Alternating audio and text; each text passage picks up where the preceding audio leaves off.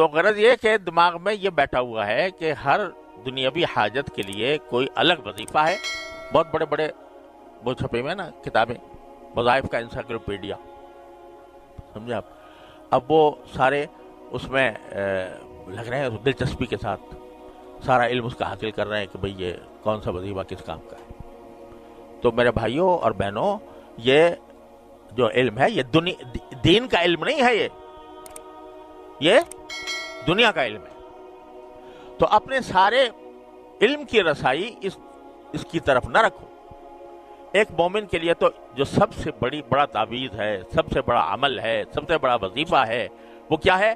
2 رکعت نماز حاجت پڑھ لے اور اللہ کے سامنے ہاتھ پھیلا دے. ہاتھ پھیلا کے کہہ دے یا اللہ میرے گناہوں کو معاف فرما دو.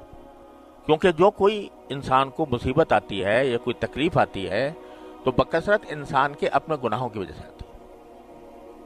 ما اصابکم من مصیبت فبما کسبت ایدیکم ویعفو عن کثیر، قرآن کریم فرماتا ہے جو تکلیف بھی تمہیں آتی ہے تو وہ تمہارے اپنے ہاتھوں کے کرتوت کی وجہ سے آتی ہے.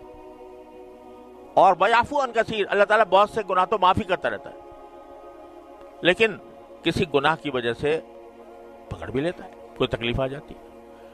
تو اس واسطے سب سے بڑا وظیفہ یہ ہے کہ آدمی اپنے گناہوں کی معافی مانگے، 2 رکعت نماز حاجت پڑھے اور اپنے گناہوں کی معافی مانگے کہ یا اللہ جو کچھ ہو رہا ہے شاید یہ میرے گناہوں کی وجہ سے ہے، اللہ مجھے معاف کر دے. اہتمام کے ساتھ، خشوع کے ساتھ اللہ کے سامنے گڑ گڑا کر معافی مانگ لے اور جو حاجت ہے وہ مانگ لے. یا اللہ میں تو بے وسیلہ ہوں، میرے پاس کوئی اور کچھ نہیں ہے، اے اللہ اپنے فضل و کرم سے میری یہ حاجت پوری فرما دے. یہ ہے جو اصل وظیفہ ہے جو رسول کریم صلی اللہ علیہ وسلم کو بتایا ہوا ہے. یہ ہے اصل وظیفہ. جو کوئی حاجت پیش آئے اس سے زیادہ بڑھ کر کوئی وظیفہ نہیں ہے.